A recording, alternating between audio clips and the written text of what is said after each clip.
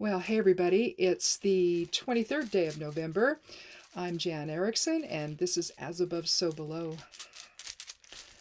I hope you had a good week. We've got Thanksgiving coming up on Thursday. Also, Saturn goes direct on Thursday, leaves retrograde. Mercury does the same on Saturday, so won't be as many planets in retrograde as we've had.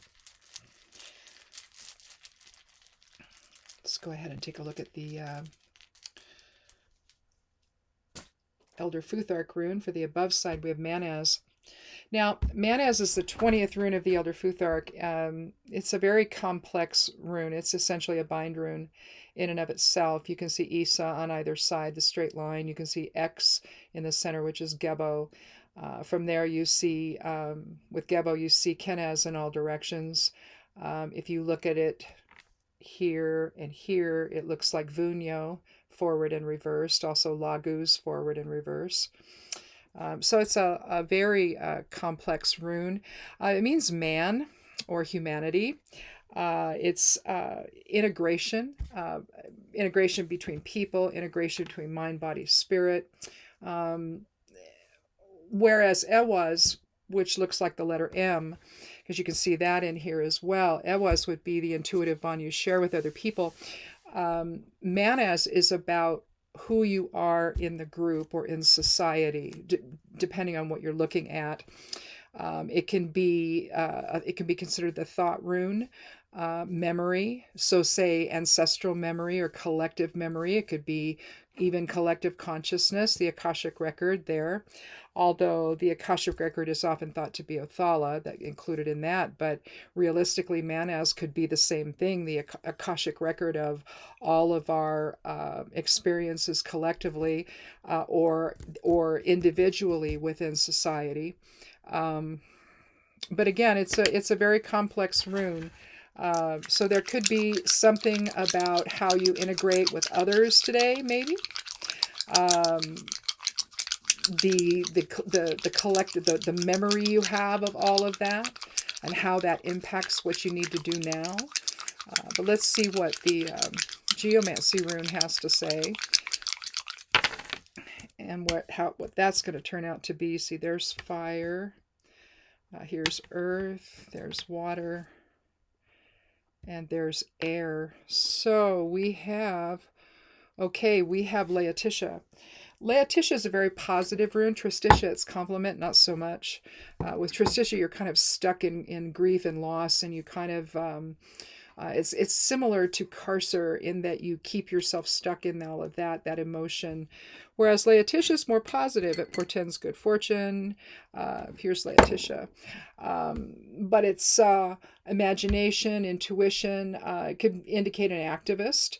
So if we look at it from that place, say someone who's a teacher or somebody who stands up and speaks out on behalf of others,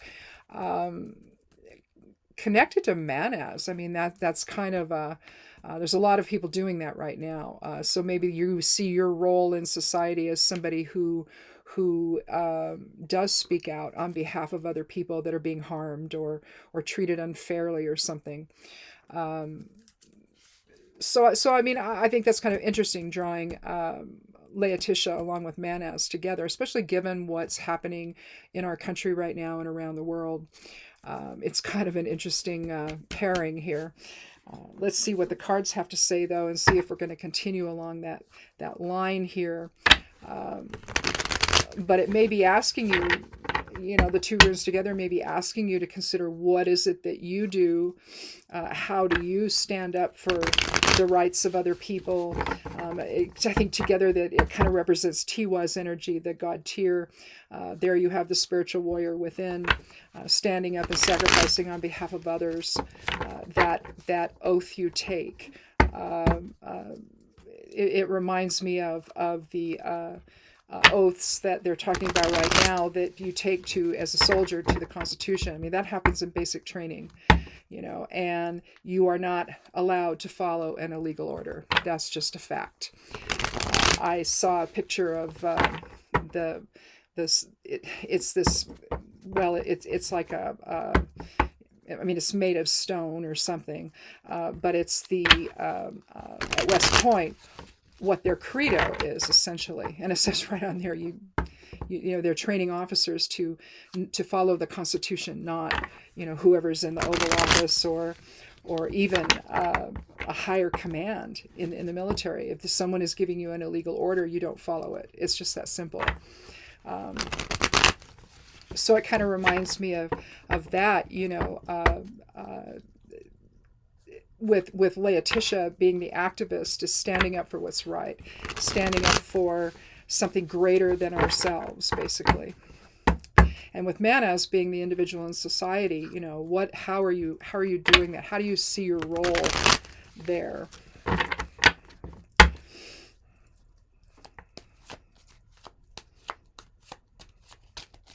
So let's go ahead and cut the deck. I'll take the lower half and I'll draw 3 cards. Well, this is interesting. Now, that was from, I think, probably either this week's forecast or something, or maybe it was the As Above, So Below set of readings that'll come out tomorrow on the blog over at Stepping Aside. But I had the 7 of Cups, and I think it was in one of those. Let me look here real quick to see where that was in the reading for next week, Monday through Friday's readings. It'll be on Monday. The 7 of Cups is the card for that particular reading. But I have the Queen of Swords, the 7 of Cups, and the 5 of Swords. Let's go ahead and do where did my calculator go? There it is. Let's go ahead and do the numerology. So with Manas being the 20th rune, there's 20 plus, the Queen doesn't have, the court doesn't have numbers associated with it. 7, so there's 27 plus 5 is 32. So overall 5 is the numerology for the reading. 5 is about change. It's about protection. It can mean the pentagram itself, because there's 5 points to it. Also innovation and variety, freedom versus restriction, with the 5 would be the issues there.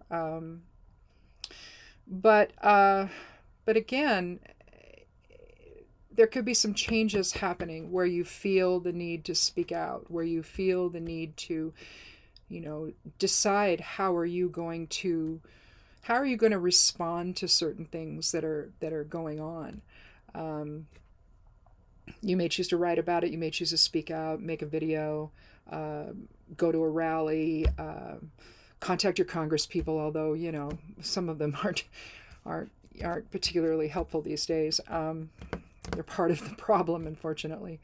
But how are you going to do that? How are you going to invoke the activist within, so to speak, use your intuition, try to teach, make things a teachable moment, maybe. Laetitia's part of that. And again, it's a positive rune. It's it's not really invoking the ego. The ego would be the Laetitia side of things. Really, it's complement, but using that to speak truth to power in a way that maybe you might have not thought of doing before. How you see your role in all of that. The Queen of Swords, of course, would suggest speaking truth to power, especially to this woman, because she's not going to tolerate anything less. And so if you're going to embody those aspects, either she's somebody that you go to for counsel and advice, or she's the qualities that she possesses are the qualities that the reading may be recommending that you start thinking about adopting, and not taking any guff from people, not taking any deception from anybody. She beckons you to come closer, but the clouds of deception better not influence what you say. She's very strict in that regard. She's just not somebody who's going to suffer fools gladly, as they say. And she's going to demand honesty and integrity and justice and fairness and truth over any kind of deception at all. And maybe as an activist, maybe that's what activists are. In fact, that is what they're doing. They're saying, listen, the garbage that we're hearing is just that. It's garbage, and we don't want to hear that anymore. We want to know the truth, no matter what it is. Whether you're talking about other things that are going on, say in the government, or you're talking about the Epstein files, or whatever it is, whatever you feel compelled to be part of that collective voice, using your own as a collective voice to stand up for people that literally have been cast aside, especially if it's in the Epstein files and the survivors. Maybe you are a survivor, and you've finally gotten to the point where you want to speak your truth, or just lend your voice if it's not your own truth, if you're not ready to do that, or you're not someone that has experienced that. But you want to speak out, you want to lend your voice to something like that. That would be an example of all of it. And as the Queen of Swords, you're just not going to tolerate any nonsense anymore. No more lies, no more deception. Just give us the truth, no matter what it is. It doesn't matter. We just need to know what it is. And then we'll deal with all of it accordingly, no matter who it is, right? That people like to say, oh, well, one side's going to be, they'll hide theirs. Like, no, they won't. They want to know who's who did what, and then prosecute them. Period. Right. So there's that type of standing up and speaking truth to power as your role as in the man as energy of how you express yourself as an individual within society. In some kind of balanced, integrative way with other people.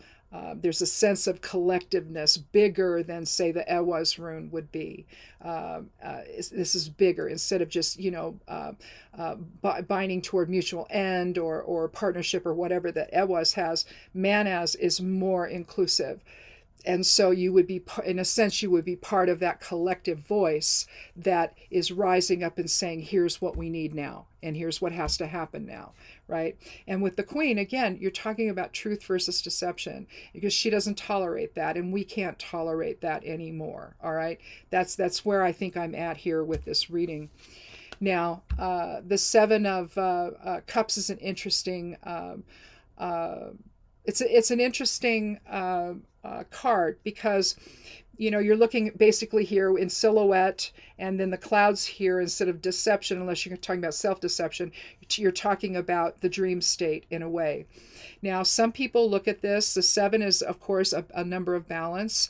It's a number of observation, letting things settle out so you can understand the truth of something. So again, that's also part of this energy here with the 2 runes and the Queen. But here, you could look at this as, I tend to look at this in a more positive way, instead of keeping your head in the clouds and you're deceiving yourself and all of that. This could be that, though. This could be the deception that, and anyway, like the distraction of look over here, look over here, look over here, of all of these wonderful things, a new home, jewels, being victorious in some way, a new relationship, maybe, all of these things that you could have. If you just stay in silhouette, if you don't get out there in front of everything. So in a way, it's kind of distraction. It's like in the 7 of Swords, where there's some distraction going on, while the thief in the front, who I just think is the person who's leveling the playing field personally, but that's just me, is going to take the swords, the battle plans essentially of the king's men, and go back to the town to try to say, okay, here's what they're going to come and do, so now we can better prepare for it, right? I tend to see that card that way. But there is a level of deception to it. And so if you look at the 7 of Cups, you could say there's a level of emotional deception here. But you cannot become distracted by all the things, that the people that are causing the problems want you to be looking at. Okay, so that's another way of looking at the 7 of Cups, to become so emotionally caught up on all this other stuff. It's like, oh, well, look over here and look over there, and always, this is pretty over here, and oh, we'll promise you this over there. That's if you don't speak truth to power. That's if you don't demand truth from people that are trying to deceive you. Okay, they want you to stay in the deception mode with them, so that and it's like you can see what the truth is. It's like this is a pen. Well, they'll say, oh no, this isn't a pen, and they will convince people that this is not a pen when in fact it is. That's all this is they're really doing. But the problem is when the community at large cooperates with that deception, then we have a real problem, don't we? And so get your heads out of the clouds and understand that there's some distraction-based deception, or deception-based distraction, maybe that's the better way to say it, happening when you're trying to demand the truth about something. So there could be something in your personal life, or at work, or at home, or with friends, or whatever, or it could be society-based, because because man as is the individual within society. So that's why I keep kind of taking it back to something bigger than just what could be happening in your personal life, But somebody could be lying to you, and they want you to believe all this other stuff, and it's just not true. So you have to demand the truth from them. You have to be the queen herself and say, if you're going to talk to me, you're going to be truthful, because otherwise we can't talk. It's only the truth that's going to be here in this conversation, right? Because here, I hate this card. It's just, there's some that I just, this is the 5. It's the 5 of swords. Again, we have a run on swords. So you have the queen who's demanding. Let's see, it would be, well, what would it be? It'd be this way. So she's actually looking. Let's see if I can do this in a way that's, I was never a weather person. See, she's looking in the spread. She's looking at these guys. All right. And so in a sense, there's this, well, let's have some distraction here, emotional distraction, because that's what this guy here maybe needs. But here you see an argument that's happened.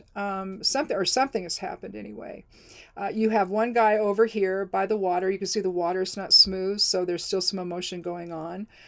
You've got the sketchy grayish brown clouds here up there. And so the deception and the cheating or whatever that this guy did in order to win, essentially, has caused great upset with this guy. You can see this guy, you can see his right foot aiming. He's just turned it toward this guy. So I think what that means is that he's going to go over there and make sure the guy's okay.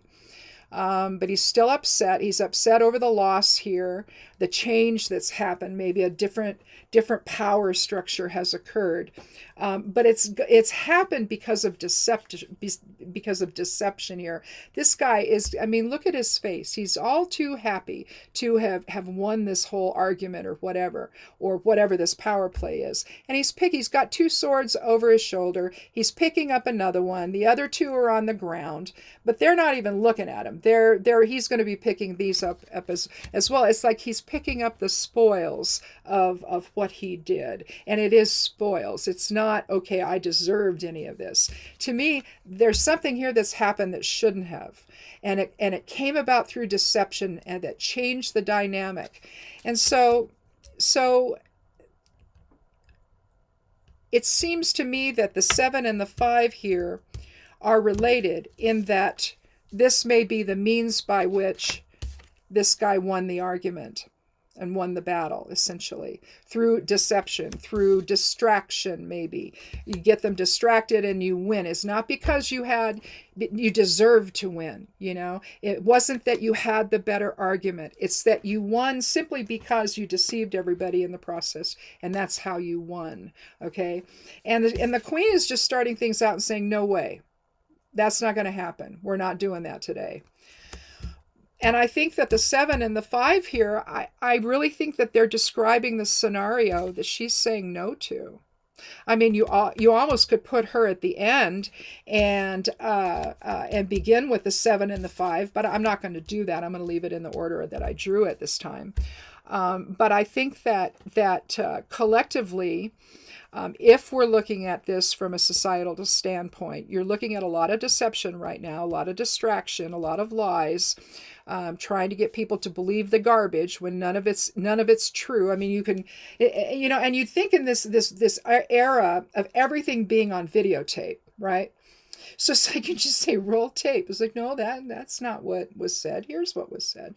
Let's keep the argument about what is true instead of what you want people to believe. See, and I think the 7 is the you want people to believe the deception, the distraction, the deception of everything, right?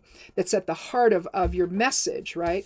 And I think that either this guy is the one who did that, who said, I'm followed the Queen's advice and said, I'm done. I'm not listening to this anymore. And these two don't know what to do with themselves, or it's the other way around. And that's typically the way I read it, is that it's the other way around, that this is the one who's doing the bad stuff to get to win the situation, to win the argument. Okay. And so that he stays in power, he stays in charge, he controls the narrative, essentially. But it could also be the other way around, where he cut through the deception and they're all bereft at the whole thing and they don't know what to do with themselves because they don't have any truth to use. So, I mean, we can look at this in the same way. A change happened with the 5 and he's protecting the truth. It's just, I don't like the look on his face. And so to me, I think he's not a good guy. But in this reading, maybe he is. Maybe he's representing you as the individual in society who at the end of the day cut through the nonsense that they wanted you to believe and won the argument and proved that what you were saying was true. So we can look, I'm going to write it up both ways when I do the little write-up on the blog over at Stepping Aside. I'm going to do it both ways. But however this resonates, the 5, I will reluctantly say, because I usually don't interpret this guy this way, but you have to really interpret the cards based on what's in the reading. And so whereas normally it might be one way, but in this case it could be that when you, especially because you've got the 2 swords cards surrounding the deception, the self-deception here, and in the end the clouds have dissipated. He's cut through the deception, very similar to the Knight of Swords, where he's got his sword up and the clouds are essentially the same way. And he's cut, and I read that one as cutting through deception and dealing with some stuff that has been said. He's moving in the direction of the past, and so something happened, and now he's bringing truth to bear on it. And that could be what this is. And even though I don't really want to interpret it that way, because my knee-jerk reaction is the other one. It's like, oh, this guy again, Maybe not. Maybe he's happy that he was able to overcome the deception from these 2. They've abandoned their swords, or he's captured them, and he's going to gather them all up, and he's going to define the narrative because he knows what the truth is, and he's not going to accept anything else. So reluctantly, I will go ahead and interpret it that way, even though I don't want to. But I will, because I think that especially with swords surrounding this, and with manas, you're talking about something where, not just you it's not only you that's been deceived or expect to buy into a bunch of nonsense and garbage and lies. It's society that's expected to do this, and society's right now is going, no, we're not going to do that. And maybe this guy is in fact the one who's embodying the Queen and just demanding that no, the truth is going to come out, and the clouds of deception, I'm going to cut through all of it and demand the truth from you. And if you can't handle it, then you can go cry next to the water, right? Go get fussy to somebody else because I'm not interested, right? So I'll do that this time. But just know that's not usually how I interpret the card. But given the other stuff, maybe that's what it's saying. So I'm stepping outside my comfort zone. But I think it's real. I think it's true. So that may be what's coming up this next week. There could be some stuff that you hear about that in your heart is just nonsense. It's just not even remotely true. And here we go again, and I'm tired of it. And so maybe you write about it on a blog, or maybe you do a little video, or whatever it is, or you get together with some other people and go do a protest, or you contact your members of Congress if it's something like that, or if it's just something in your personal life, you can just say, look, I'm done. I'm done with the lies. We either approach this with truth, or you can just go on about your business by yourself, because I'm not interested. When you want to speak truth to me, that's one thing. But if you want to, don't, yeah, there's a saying, grace me with your presence, not your nonsense. And I believe that was Mr. Parker in Parker Kempo. Grace me with your presence, not your nonsense.